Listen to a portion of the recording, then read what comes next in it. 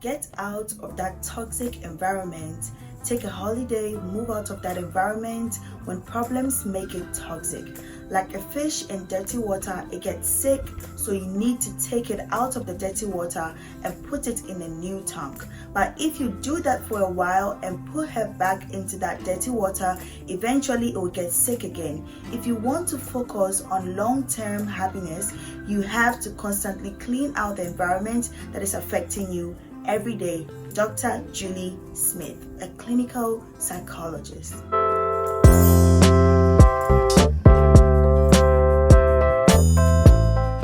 Your major unhappiness or discontent can stem from your environment. It could be your working environment, your family, your neighborhood. Anywhere at all can be your dirty water. The first thing you need to do in order to stem towards gaining long-term happiness is to find your dirty water. And after finding your dirty water, the crucial next part is to find your way out of that dirty water and make sure that you're not coming back to swim in that same water. Like the fish that Dr. Julie described earlier, you have to make sure that you're not coming back to this tank to continuously swim in it, else you'll be sick to death. And also, if you do not change this dirty water and try to heal, find purpose, find meaning, find happiness in the same dirty water tank, that means that you are doing a zero job, because at the end of the day you eventually still get sick because that dirty water will not improve your healing journey. Imagine trying to feed the fish and trying to give it medication at the same time without changing that dirty water. That will be like a work amounting to nothing, because at the end of the day that fish is not going to get better until you change that water. It's simply going to be like trying to take medication for the thing that is making you sick, but you keep eating that same thing that makes you sick. It does not work that way. You need to take one of them away in order to be able to heal. And that is one of the examples that I can give.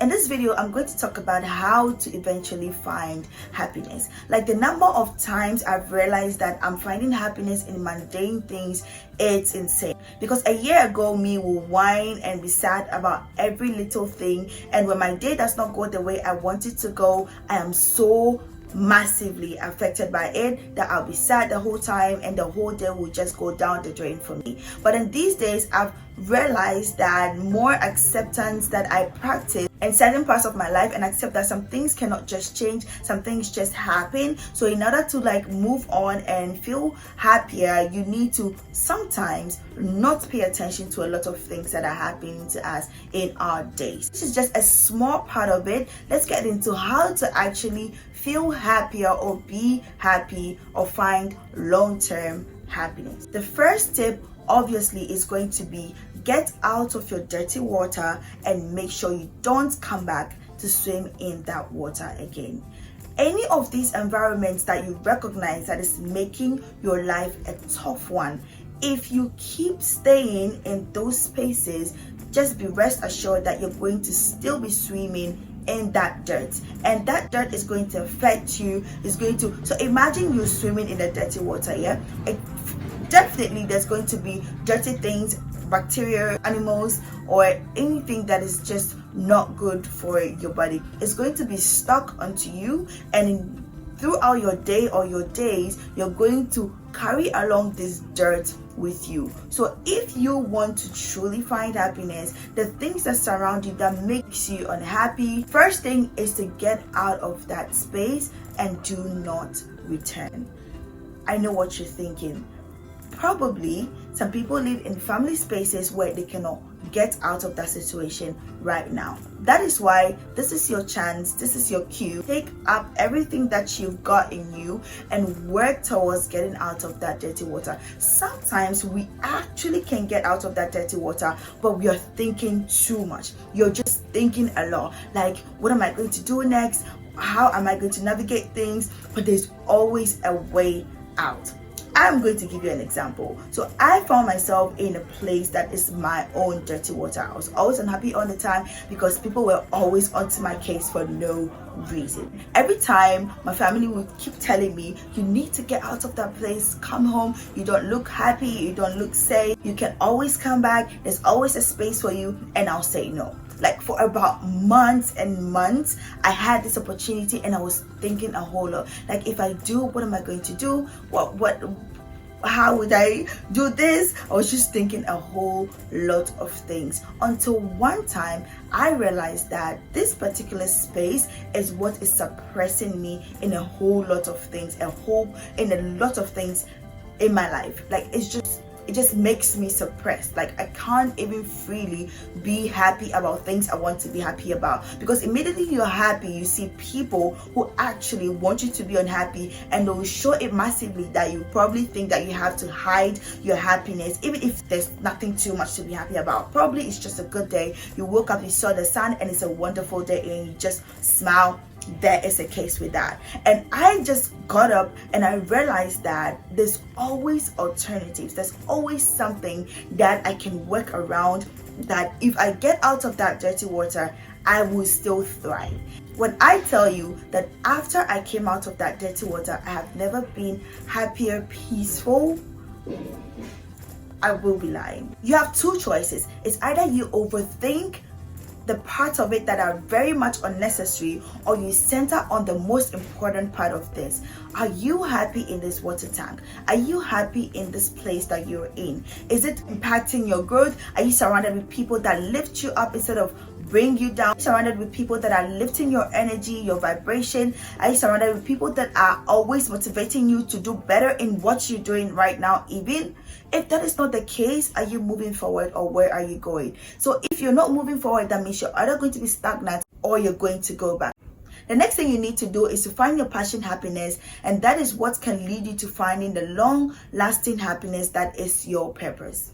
Many people think that finding your passion equals finding your purpose, but I say that finding your passion is just one step towards finding your purpose that eventually leads to long-term happiness. So what is your passion? This question can be tough for people. I remember when I was in high school, we get asked this question a lot during seminars, during conferences, and they ask, what is your passion? And I'm like, what do you mean by passion? What are you talking about? What do you mean by my passion?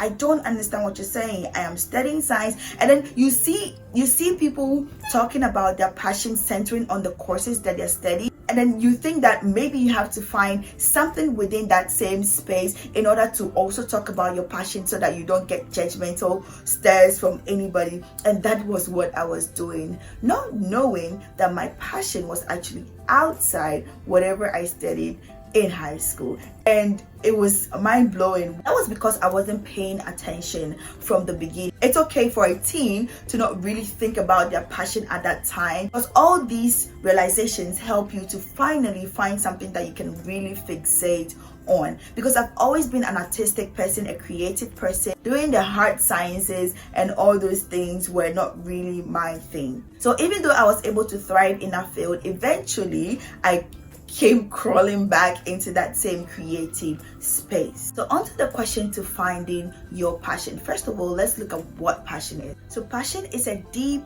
intense emotion or enthusiasm for something. It's what excites you, motivates you, something you can easily do without seeing the difficulty in it. It could be anything at all, but as long as you enjoy it, it makes it easy for you to do. That's your passion. So now I know that you're thinking, okay, what do I enjoy doing? That is your first step to finding your passion. It's not really anything big. You need to sit yourself down and try to go through all the things you've probably tried before, or even not, and start trying them. If something interests you in any way, you can try them, and if something excites you each and every time you have to do it, that could be your passion. For me, anytime I think about my passion, I always center on something creative. It's not just one thing, but it's a lot of things connected to the creative space. And one of them is me sharing these ideas with you, experiences, and the things that I've learned and things that I have researched with you right now. This is just a part of them. This has always been in my thoughts. And anytime I go back to my old journals, I see myself writing down things like this: how to start a podcast, how to start a YouTube channel, how to write books. I just read about books, poetry, because I personally already write poetry, and anything I want to really do is centered around these things. Either I want to sell a book, I want to start a blog, or any of these things. And these are the things that excites me. If you give me a call and tell me, "Hi Ruby, are you available? I need some help to film some content right now. We can plan it together and we can do these things, we can do that." And I love planning. Like, anything that involves planning is my passion. Now, this is an example of finding something you actually enjoy doing. Something that even if you're so down, immediately you start thinking about it, it excites you. Because look around you right now, that it could be even a hobby that you enjoy that could actually be your passion. One of the most important things that gives you a sense of happiness daily is finding your purpose, because your purpose can be in your passion. Mind you, people think purpose is about living your dream life or living something receiving. Purpose is all about the value that you give, not receive. The values that you can render. If you find your passion, for example, this is my passion, sharing this content with each and every one of you to uplift you, to inspire you, to help you in your self-growth and self-development journey. The sense of purpose that comes with this is that I am sharing a valuable information that has helped me to be who I am right now, or getting closer to be who I am, who I want to be. And in that case of other people who are trying to find themselves on that path as well, me giving out this valuable information is me serving my purpose to you. And now, me serving my purpose to you, if you take these advices, implement them, and things start working for you, my purpose has been served. And anytime I see a lot of